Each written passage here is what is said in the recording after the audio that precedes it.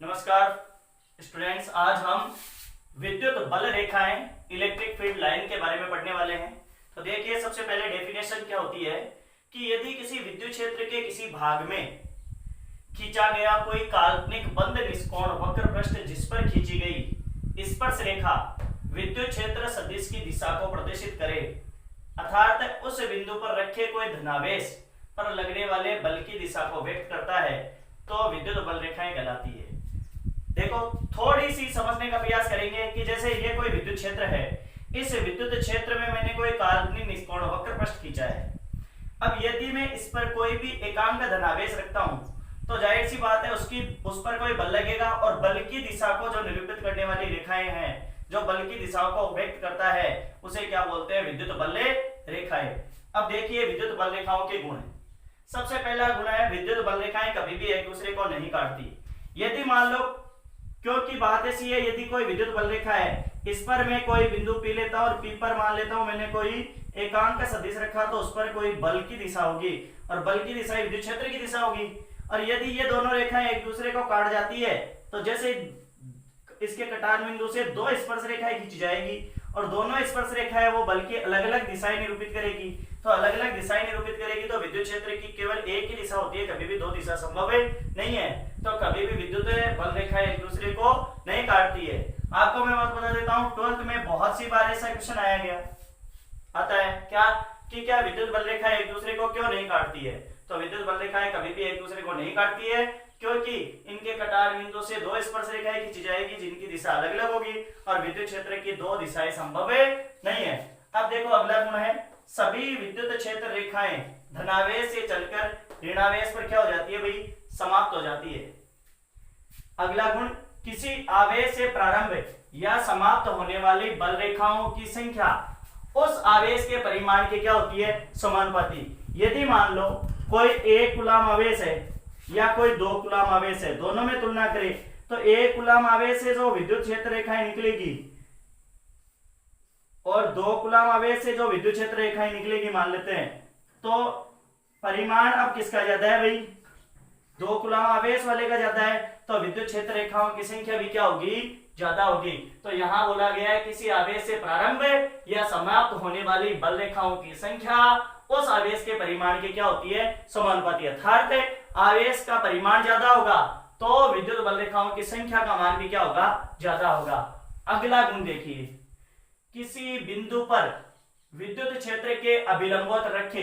ये तो यदि देखो, मैंने देखा ये विद्युत क्षेत्र है और विद्युत क्षेत्र है, इस विद्युत क्षेत्र में मैंने क्या कर दिया? देखो, 3 एकांक क्षेत्रफल रखे हैं, 3 क्षेत्रफल रख दिए। देखो, A1, A2 और A3 एकांक क्षेत्रफल से गुजरने वाली बल रेखाओं की संख्या उस बिंदु पर विद्युत क्षेत्र की तीव्रता के समानुपाती होती है। अर्थात देखो, A1 से 2 2 4 1 5 बल रेखाएं गुजर रही है, तो विद्युत क्षेत्र की तीव्रता यदि मैं A1 मानता हूं, ये क्या होगी? ज्यादा होगी। किसकी बजाय? विद्युत क्षेत्र की तीव्रता ज्यादा होगी किससे? A2 की बजाय। और A3 की बजाय किसकी ज्यादा होगी? A2 की और A1 की। अर्थात किसी एकांक क्षेत्रफल से जितनी विद्युत बल रेखाएं गुजरेगी उस बिंदु पर उस क्षेत्र की जो तीव्रता होगी वो भी उतनी क्या होगी? ज्यादा होगी। अगला गुण देखिए, विद्युत क्षेत्र रेखाएं कभी भी बंद लूप नहीं बनाती है, क्योंकि ये जिस स्थान से प्रारंभ होती है, क्योंकि धनावेश से प्रारंभ हुई और ऋणावेश पर समाप्त हो जाती है, तो धनावेश पर कभी भी समाप्त नहीं होगी। तो जिस स्थान से शुरू होती है वहां पर कभी भी खत्म नहीं होती। अतः ये कभी भी बंद वक्र नहीं बनाती, बंद लूप नहीं बनाती। और जबकि यह विद्युत क्षेत्र की संरक्षित प्रकृति का अनुसरण करती है। विद्युत द्विध्रुव है। देखिए, नाम से पता चल रहा है द्विध्रुव है, द्वि यानी 2 और ध्रुव है। अब देखो, द्विध्रुव का मतलब क्या हो गया? यदि मैं विपरीत प्रकृति के आवेश अत्यंत अल्प दूरी पर रख देता हूं, तो देखिए मैं मान लेता हूं -q और +q, अर्थात विपरीत प्रकृति के आवेश मैंने A और B अत्यंत अल्प दूरी पर रखा, तो इससे बने निकाय को क्या बोलूंगा मैं? विद्युत द्विध्रुव है। तो विद्युत द्विध्रुव की परिभाषा हो जाएगी आपके पास में क्या? विपरीत प्रकृति के आवेश, विपरीत प्रकृति के आवेश सॉरी समान परिमाण व विपरीत प्रकृति के आवेश। परिभाषा ऐसे बनाएंगे, समान परिमाण व विपरीत प्रकृति के आवेश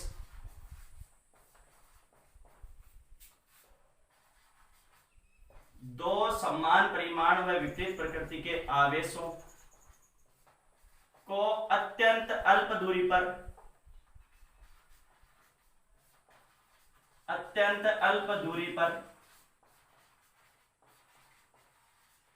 रखने से बना निकाय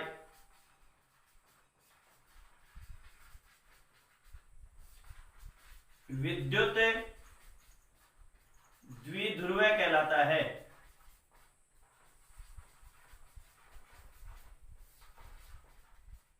देखिए विद्युत द्विध्रुव की परिभाषा, दो समान परिमाण व विपरीत प्रकृति के आवेशों को अत्यंत अल्प दूरी पर रखने से बना निकाय क्या कहलाता है? विद्युत द्विध्रुव। रटने की जरूरत नहीं है, यदि दो समान परिमाण के आवेशों को अपन पास में रख देते हैं, अत्यंत अल्प दूरी पर रख देते हैं, तो उनसे बना हुआ निकाय क्या कहलाएगा? विद्युत द्विध्रुव। देखिए मैंने ए और बी दोनों बिंदुओं पर मैंने क्या रख दिया, एक पर तो माइनस क्यू आवेश और दूसरे पर क्या रख दिया, प्लस क्यू आवेश रख दिया। मैं मान लेता हूं इनके बीच की दूरी कितनी है, 2a है। अब देखिए इनके मध्य बिंदु को मान लेता हूं मैं ओ से इग्नोर कर देता हूं। तो देखिए मैं लिख सकता हूं कि विपरीत प्रकृति के आवेशों या विद्युत द्विध्रुव में मध्य बिंदु के बीच को क्या बोलते हैं? केंद्र बोलते हैं। मध्य बिंदु को क्या बोलते हैं? केंद्र। और इन दोनों को मिलाने वाली रेखा को क्या बोलते हैं? अक्षीय रेखा। और इसके लंबवत कोई रेखा खींची जाए तो उसको क्या बोलते हैं? निरक्ष। तो मैं लिख सकता हूं विद्युत द्विध्रुव में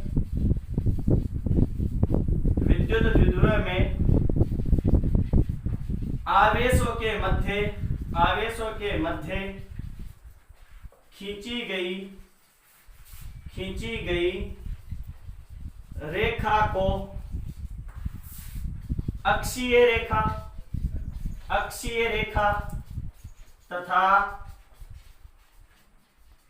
अक्षीय रेखा के मध्य बिंदु को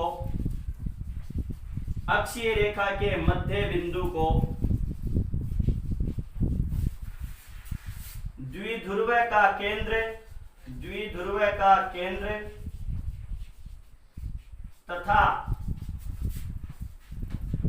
केंद्र से लंबवत खींची गई रेखा को निरक्ष कहते हैं।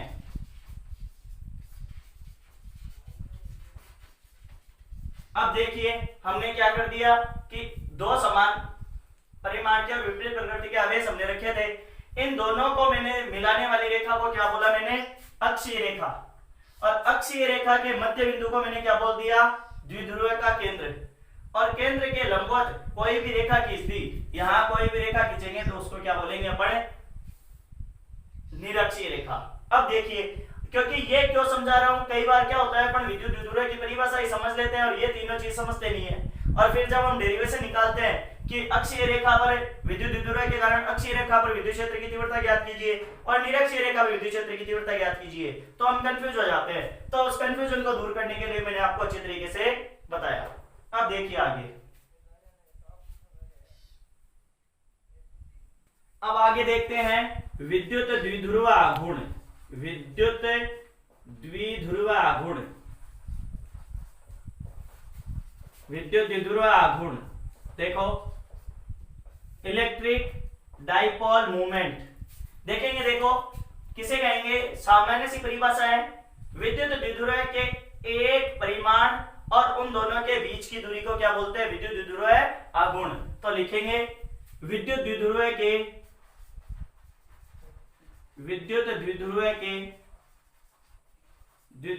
के एक आवेश के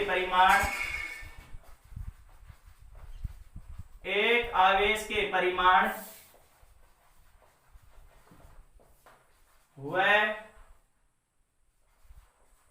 इनके मध्य की दूरी के गुणनफल को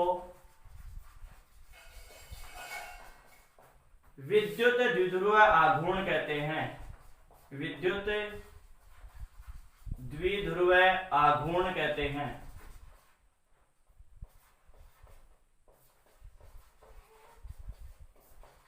देखिए, एक आवेश का परिमाण और दोनों के मध्य की दूरी को क्या बोलेंगे? विद्युत द्विध्रुव आघूर्ण। यह इसे P से प्रदर्शित करते हैं, P वेक्टर से प्रदर्शित करते हैं।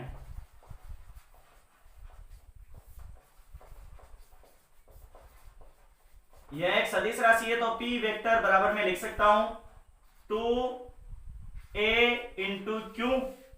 क्यों भाई? अब मैं लिख सकता हूं यहां से, अपन यहां से लिख सकते हैं P वेक्टर बराबर 2qa। ये लो जी, ये हो गया विद्युत द्विध्रुव आघूर्ण। अब देखिए इसका मात्रक, किसका? विद्युत द्विध्रुव आघूर्ण का मात्रक। तो देखो, दूरी का मात्रक तो होता है मीटर, और आपके पास में आवेश का मात्रक होता है कूलाम। तो यहां से हो जाएगा कूलाम मीटर, कूलाम मीटर, या आप इसको लिख सकते हैं सीएम। सी यानी कूलाम और एम यानी मीटर। अब देखो इसका विमीय सूत्र, विमीय सूत्र। तो देखो विमा हो जाएगी, आवेश की विमा तो हो गई अपने पास में A1 और क्या हो गई T1, और आपके पास में दूरी, दूरी की विमा हो गई L1। तो M10 तो आप लिख सकते हैं अच्छी तरीके से M0 L1 A1 और T1। ये लो, ये किसकी विमा हो गई भाई? विद्युत द्विध्रुव आघूर्ण की विमा हो गई। देखिए, कई बार केमिस्ट्री में भी अपने आते हैं ध्रुवीय विलायक और अध्रुवीय विलायक। अब देखो, कई बार आपके दिक्कत आ जाती है भाई ध्रुवीय विलायक क्या होते हैं। तो देखो, जिनके दो ध्रुव होते हैं उन्हें क्या बोलेंगे? ध्रुवीय विलायक। जैसे अपने पास में क्या हो गया? HCl, जैसे H पॉजिटिव और Cl नेगेटिव, जैसे NaCl। तो ये सब क्या है? ध्रुवीय अणु है अपने पास में NaCl, क्योंकि Na पॉजिटिव और Cl नेगेटिव। तो देखो इस पर क्या है? +1 आवेश, और इस पर क्या है? -1 आवेश। अब देखो, कई बार ऐसा होता है कि सर परिभाषा में ऐसा क्यों लिखा भाई विपरीत प्रकृति के आवेश? तो देखो, समान प्रकृति के आवेश को हम कभी भी अत्यल्प दूरी पर नहीं रख पाएंगे। क्यों? क्योंकि समान प्रकृति के आवेश क्या करेंगे? एक दूसरे को क्या करते हैं? प्रतिकर्षित करते हैं। यदि मान लो मैं +q आवेश को और +q आवेश को नजदीक रखने का प्रयास करता हूं, तो क्या ये अत्यल्प दूरी पर रखे जाएंगे? क्या नहीं रखे जा सकते। क्यों? क्योंकि दोनों क्या करते हैं? आपस में प्रतिकर्षित करते हैं। अतः देखो, विद्युत द्विध्रुव हमेशा विपरीत प्रकृति के आवेशों से ही बनेगा। कल हम विद्युत द्विध्रुव कि अक्षीय रेखा और निरक्षीय रेखा पर विद्युत क्षेत्र की तीव्रता ज्ञात करेंगे, फिर अपना फर्स्ट चैप्टर क्लियर हो जाएगा।